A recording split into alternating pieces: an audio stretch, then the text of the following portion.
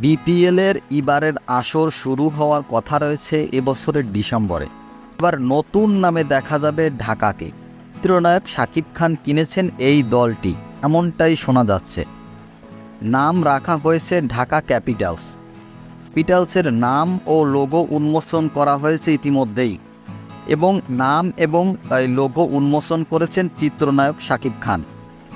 শাকিব খান বললেন যে এবারের এই যে ঢাকার দলটা রাখা হয়েছে মূলত আপনাদের জনপ্রিয়তা এবং আমাদের সাথে ভালোবাসা এবং সমর্থনের মধ্যেই আমাদের এই নামটি বেছে নেওয়া হয়েছে।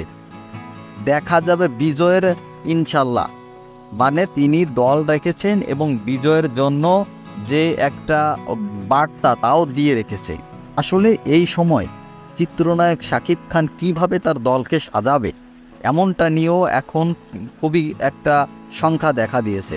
কেননা ঢাকার যে নতুন প্লেয়ারগুলো ছিল তাদের তো গত মৌসুমের খেলার ধরন ভালো ছিল না, এবং নতুন নতুন প্লেয়ার নিতে হবে, দলকে আবার পুনরায় গঠন করতে হবে, কোচকে আবার তার নির্দেশ অনুযায়ী খেলানোর চিন্তাভাবনা করতে হবে। কেননা ইতিমধ্যে বরিশাল খুব শক্ত দল হয়ে আসে। দেখা যাক শাকিব খানের ঢাকা কেমন পারফর্ম করে এবারের আইপিএলে। শাকিব খানের এই দল কেনা নিয়ে আপনার প্রশ্ন বা মতামত কমেন্ট বক্সে জানাতে পারেন।